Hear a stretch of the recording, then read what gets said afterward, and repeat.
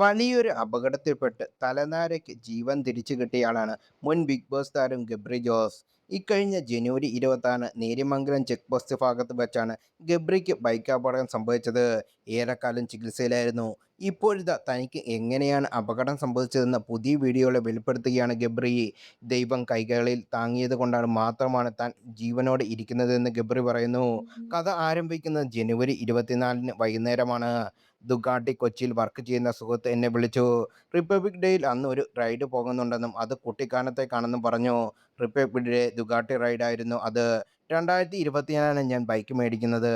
പക്ഷേ long ride പോയിട്ടില്ല. അതുകൊണ്ട് തന്നെ റൈഡിന് വേണ്ട ഗിയറുകൾ മിനിമൈസറായി മാത്രമേ ഞാൻ കയ്യിലുള്ളൂ. ജനുവരി 18 തീയതി എൻ്റെ അച്ഛൻ അബുദാബിയിലേക്ക് പോയി. അതിനുമുമ്പ് അദ്ദേഹം എന്നോട് പറഞ്ഞു റൈഡിനൊന്നും പോകരുതെന്ന്. താൻ നാട്ടിലുണ്ടാവില്ലെന്നും പറഞ്ഞു. ഞാൻ അതൊന്നും കാര്യമാക്കാതെ 26 തീയതി റൈഡിന് പോയി. 28 റൈഡേഴ്സ് ഉണ്ടായിരുന്നു.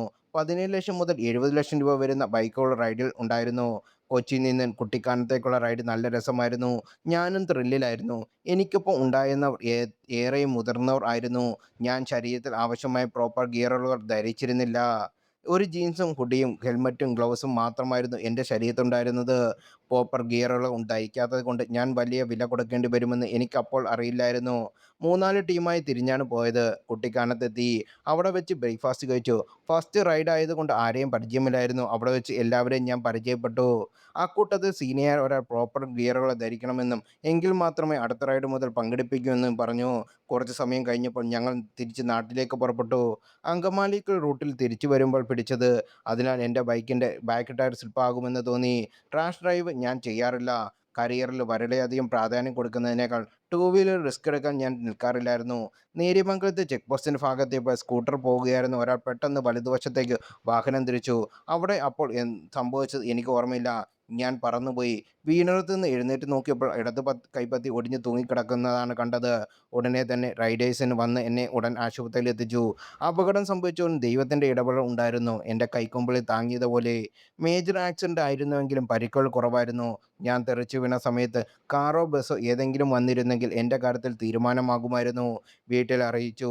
ആലുവ രാജഗിരി ആശുപത്രിയിലേക്ക് എന്നെ ഷിഫ്റ്റ് ചെയ്തു. ആംബുലൻസിൽ ആദ്യമായി അന്നാണ് ഞാൻ കയറുന്നത്. അപകടത്തിൻ്റെ ഇമ്പാക്റ്റ് 90% എൻ്റെ ഇടത് കൈകളിലാണ് കിട്ടിയത്. റേഡിയസ്, ആൾന എന്നീ 2 എല്ലുകൾ ഒടിഞ്ഞു. പെയിൻ കില്ലർ എടുത്തിട്ട് മരണവേദന ഞാൻ അനുഭവിച്ചു. കണ്ണിൽ നിന്ന് പൊന്നീച്ച പാറി. സർജൻ ഉണ്ടായതുകൊണ്ട് അപകടം നടന്ന രാത്രി തന്നെ സർജറി നടന്നു.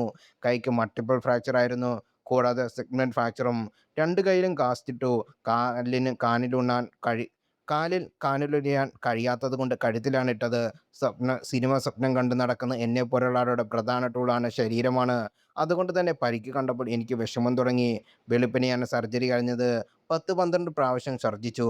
പോരാത്തതിന് വല്ലാത്ത വേദനയും. പിന്നീട് അങ്ങോട്ട് കുറച്ചുനാൾ ആശുപത്രി ജീവിതമായിരുന്നു. 60-70ഓളം സ്റ്റിച്ചുകളുണ്ടായിരുന്നു. ആദ്യത്തെ 2 ദിവസം എന്ത് ചെയ്താലും ഛർദ്ദിയായിരുന്നു. ഒരുപാട് വേദന സഹിച്ചു. എൻ്റെ ഈശോയെ എന്ന് മാത്രമേ എൻ്റെ വായിൽ നിന്ന് വരുന്നുണ്ടായിരുന്നു എന്ന് ഗബ്രി പറഞ്ഞു.